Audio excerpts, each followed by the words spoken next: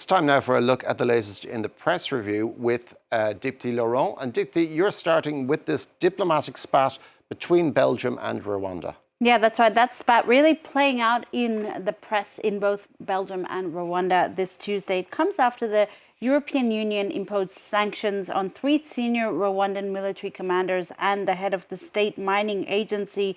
This after an offensive by M23 fighters in the Democratic Republic of Congo. The M23 group comprised of Congolese Tutsis, as the Belgian paper Le Soir notes, and they're indeed talking about this on their front page.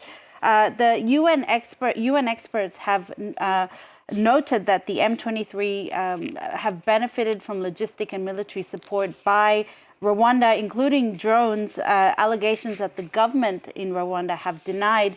But in any case, as a result of these ongoing tensions, both Rwanda and Belgium have expelled diplomats from their respective countries in what Le Soir here calls a violent but predictable breakup between the two nations. And in its editorial, which is actually on the front page as well here, the editor of the paper says that anger really stems from the fact that Brussels was at the forefront of this report by the UN in accusing Rwanda. The Rwandan president is wrong and he knows it, Le Soir says.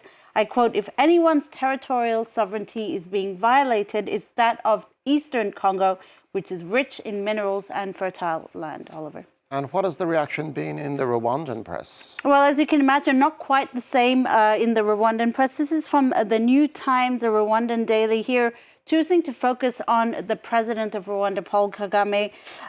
This paper says, really outlines what he sees as Western hypocrisy, because one of Rwanda's gripes is that it is accused of supporting the M23 rebels.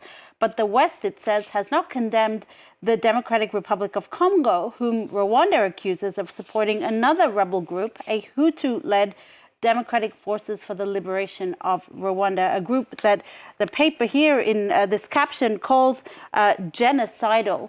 In its editorial, this same paper says here that Belgium must stop fueling instability in the region. That's the editorial there, the headline.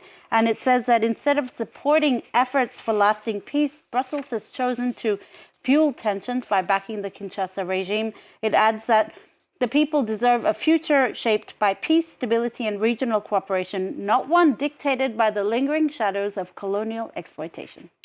And it's been 9 months, but NASA's astronauts, Butch Wilmore and Suni Williams, who were stuck in space for quite a long time, are finally on their way back to Earth. Yeah, that's right. And it is garnering a bit of attention in the press today. What was meant to be a days-long expedition ended up being over 9 months. Their odyssey was plagued by technical problems and also political controversy. The Washington Post here says that NASA has often relied on Elon Musk's SpaceX to ferry crews to the space station. In fact, it's been the case since 2020. Musk said that he had offered to bring the astronauts home earlier, but that the previous U.S. administration, Joe Biden's administration, had rebuffed this offer, something that has been vehemently denied in the past. In any case, the astronauts did put their time in space to good use. The Washington Post says that Suni Williams here actually conducted 2 spacewalks and now holds a record for total spacewalking time by a female astronaut. The British Guardian, meanwhile, looks at the impact that this prolonged time in space will have on their bodies, swollen eyeballs, baby-like skin, and also a host of other health issues, struggles in walking due to the lack of gravity, fluid buildup, bad eyesight. But luckily, these are all normally temporary conditions. Sounds like a terrible hangover. And finally, the LA Dodgers are playing the Chicago Cubs in a special Tokyo series starting today. Yeah, it's part of the Major League Baseball's efforts to increase the popularity of baseball worldwide. Now, the Dodgers and the Cubs will be playing 2 games today and tomorrow in Japan. And Japan has been chosen for good reason. The LA Dodgers' Japanese star Shohei Ohtani is the highest paid baseballer in the American League. Ohtani, the Times says in this article, is Japan's answer to Babe Ruth, a rare player who can pitch and hit at the highest levels. And in fact, it's quite interesting, as the Japan Times notes here, Shohei Ohtani's teammates are also starting to understand how much of a hero he is back home. He's revered everywhere. His face is everywhere, promoting green tea, sake. His face is on trains, vending machines.